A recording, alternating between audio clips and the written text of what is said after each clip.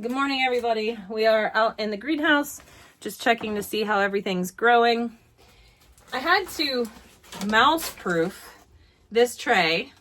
I can't leave my cats in this greenhouse. It's too small. There's no litter box, nothing like that. So I planted pumpkins and cucumbers and all those things, squash. There were holes in each one, and they took the seeds out and ate them. So I just took... Yeah, Kitty wants in. I took one of these and I put it over top of a clear plastic lid so to keep the heat in, and it kind of makes it mouse proof because now it's more rigid. I had the plastic on there and it crawled up under. So basically I'm gonna wait and see what germinates and then hurry up, go back in there and re-sow the things that the mouse took from me. These sunnies are looking a little sad. Yeah, we're gonna plant those maybe today outside, huh? Yeah. So, what a turd. We'll put them back. What a turd. Hopefully, I didn't use all the seeds for those varieties, fortunately, so I should have some left, but I imagine. So, I was kind of frustrated. I thought that it was where I got my seeds from, that I didn't have any germination for my marigolds. I planted an entire packet and only one germinated. I'm betting the little mouse pulled the marigold seed up out. I am betting. Willing to bet. And that's probably what happened to my spinach too, because I have no germination on the spinach, but everything else is looking really good. So supposedly, oh, what do we got here? Yeah, beets. Beets and beets. Cucumbers. Cucumbers. And what's here? More beets probably. So this is the first time I am seed starting in the greenhouse some beets, and I this year I want a really good beet harvest because I'm out of pickled beets and I love beets. I will eat them fresh in salads. I'll roast them. I'll eat them every day. So I decided since I'm going to be succession sowing them, I would just seed start some in here to see how it goes. Yeah, lettuce is good. Now that's the other thing. I always direct sowed lettuce into the garden and I've always had crappy germination. So this year I decided to seed start the lettuce too, and it's all coming up. So things are looking good. We can cover those ones back up. I forgot to cover them last night. So guys, I am just bubbling over with excitement. I don't really want to tell you exactly why yet, but I am ridiculously excited. And it has to do with my sheep, of course. I think probably many of us can identify with this, that we want something to work out. And so we will go stress ourselves to any lengths to get things to work. So I wanted to have every species of farm animal on this farm to be a complete homestead. I had this dream of being completely self-sustaining, to raise my own pork, raise my own beef, raise my own goat milk and lamb and all the things, right? And I did that. I had the pigs, I had the cows, but I found that it was very draining because it pulls you in a lot of different directions. Maybe the pigs are getting out when you're up there feeding the cows and you're milking and all of a sudden the cow runs past you, just like not even them getting out, but just the financials of paying for all of these different things. And again, we have small acreage, so it's not like I could ever have a huge herd of cattle. I can graze. Sometimes my neighbors are gracious enough to let me graze, but then the cows would get out when they were on their property, so I felt bad and I'd bring them back. And just, it always was stressful. And it was stress that I enjoyed, of course, but it was always stressful. And when I decided to start to get rid of the cows, get out of the pigs, everything started to feel a lot better. And when I made the decision to go all in with sheep and goats, I felt even better. Like it was like a weight had been lifted and I finally felt purpose and I finally felt like this is what I'm supposed to do. I feel like every one of us has a thing that we're supposed to do. And me growing up, I always wanted to be a farmer, but I grew up with cattle. And so I just assumed that cattle and pigs were the thing that I was supposed to farm. Come to find out that it's the small ruminants that I really, really love. So, hey, good cabbage. When I decided to start focusing on them, things just started to fall into place. So everybody knows, I don't know, you might not know if you're new here, but I used to be a full-time leather worker and I made mostly horse tack because we have horses and we wanted fancy stuff basically. And that's why I got into it to begin with. And I had a really good business going. And then 2020 hit and people were spending less frivolously. And also everybody decided to try leatherwork as a hobby. So the market kind of got really, really flooded because everybody was trying to make money from home. And through another set of weird circumstances, I just had the wind knocked out of me and I didn't want to do it anymore. I kind of like hit a wall. And that's when I really decided to get into the homesteading, because that's just what I always wanted to do. I always wanted to be a farmer. And, you know, now, I'm not really sure where I was even going with that, but now, oh, I know where I'm going with that. So fast forward, now Harley wants to show lambs, and, you know, she's pulling me along with her.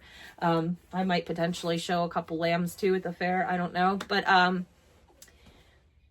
since we're getting into that, you know, she wants cute things. She wants the cute blankets, the cute leg tubes, the cute everything, the cute halters. And I said, you know what? I have some cute patterned leather still in my stores downstairs. I said, let's go down and see if I have anything big enough to try to make a lamb halter. So lo and behold, I did, and I whipped together, I had hardware for it and everything, so I whipped her together the cutest little, quickest little lamb halter ever, and it was the first leather thing I've done in quite some time that I was like, oh, this is really cute, this is really fun. I even refunded a rather large order I had, and financially that really took a little sting, but I just couldn't do it. It was an order that had been placed for a long time, and it just took a really long time to get all the measurements and everything to me. And so it had long since been past when I was doing leatherwork full time, and I just couldn't do it. It was just like not enjoyable. So I make her this halter, and I'm having a great time, and I'm planning all these other ones I want to make, and I'm looking up all the hardware.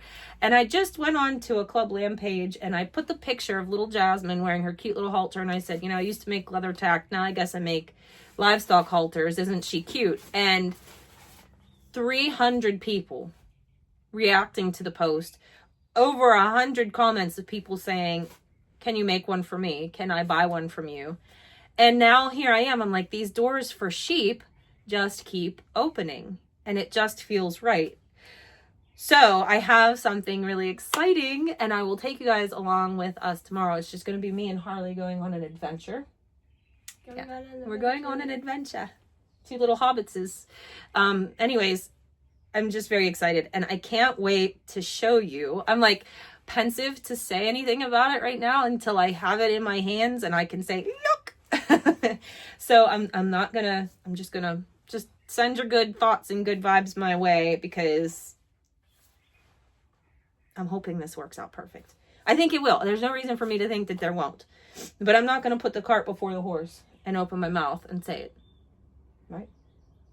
Okay. Sure. Oh, that's the furnace. I was wondering what the sound was. So anyways, let's go. We're going to leave the milk here for a second, Harley. Let's go fluff the cow's hay. Okay. We only have Rebel, Mr. T, and Tony. And I think Tony's still supposed to go to a new home. Haven't heard yet, but I'm assuming so. So we're just feeding the three guys right now. And I will tell you what. I was going through one round bale, every 5 days, 4 days with the girls here. This just goes to show you what smaller framed cattle can do. I have 3 small framed bulls and steers here, and I gave them this round bale before the big rain. Today is Friday, so that was a week. Let's see. It was a week ago I gave them this round bale, and they're maybe just halfway through it. So everybody always says, get the big cows, get the big cows. I believe that to be nonsense. You're going to save money and have more cows, feed them less. They wean the same. So if you're selling weaner calves, your weaning weights are going to be the same. You're going to be able to have more cows for the same cost, which means you're going to sell more calves than you would if you have the bigger framed cows. Does that make sense? Anyways, it's a week and they still have all of that left. I'm going to fluff it up and show you exactly how much is left. Okay, the buffet has been fluffed. There's still plenty of hay here. They'll be eating the same round bale for at least another 3 days, I would bet. So there they are. Mr. T's a Jersey. There's Tony. And of course, Rebel. Rebel's a troublemaker. Rebel, I don't know if you saw this short, but Rebel, I have now since raised that up, shoved his fat little arse through one of those slats and was half in, half out of the feed bunk. We had to take down the board and push him through. And he's so lazy, he didn't want to move once we did that. So I had to literally shove him. And then the very next day, he came through over here, which I raised it up again so he can't lift his legs over. It's always something. Nice kitty. Good barn cat. Little terrorist. No, he's not. He's a terrorist. He is not. He is absolutely a terrorist. That cat will, out of nowhere, come over, pounce on your feet. No. Attack your hand. Like, attack the dogs. He's a terrorist. They let him in last night, and I was just sitting on the bar stool, and he runs over to the food. Then he runs over and pounces on my leg. Mm-hmm. I was just sitting there. Doing Just, nothing. yeah, he's a terrorist. He's not. But we love him. He's a good little... Come on, kitty. Come on, kitty, kitty. He's the best barn dog. Dog? Yeah, he follows us like a dog everywhere we go. You're right. You call him, he comes. There you go. He got the zoomies. But, so that's all the news I have today. Also, Your tail. the pasture's coming in nice. I won't move anybody out to pasture until we've got 4 or 5 inches of growth. I still want to get out and reseed that pasture up there. Everything's good and wet right now, so I might do that over the weekend, but I have other exciting things I want to get started on. So this is going to be a really busy month to finish out. I mean, I have so much to do, plus I have to get the gardens ready, plus I have to shear all the sheep and do all the hoof trimming and get my breeding group separated and get the breeding ewes for next month onto a flush ration, wean the rest of the lambs, and then all this other really new exciting things. I got to get that done too before May. May's also a busy week. May is going to be busy too. The slow part of winter has finally passed, even though it is like 30 some degrees right now, maybe 41 degrees. It's cold out It's chilly. The slowness of winter has been, it's gone now. So now it's full swing into the exciting months of summer. I have an overwhelming sense of I have a lot to get done, but I enjoy that. That keeps me going. So also really quickly, we have acquired a new baler, new to us. Cody purchased this baler. It is a Ford. It is little, and he's planning on baling with his H, so it will be absolutely perfect. It's really, really nice. Cody's my gearhead. Cody likes to fix and tinker and have equipment, and I'm here for it. So the goal is to have 2 tractors baling, mowing, raking, baling at the same time to cut time down. So it's a good one. It had a bale of straw that's probably about 20 some years in it, and it had good ties and everything. So I told him, I said, leave the straw there. I'm going to put that on my garden beds for a mulch, because that'll be perfect. It's straw, it's not hay. It's been sitting for a long time. Will absolutely be perfect. You bit me. Terrorist. No. Anyways, guys, I guess that's gonna do. I just wanted to pop on here really quickly to tell you about my exciting news. Kitty, teeth works. All right, guys, I hope you have a great day, and I will see you in the next video. Bye. Bye.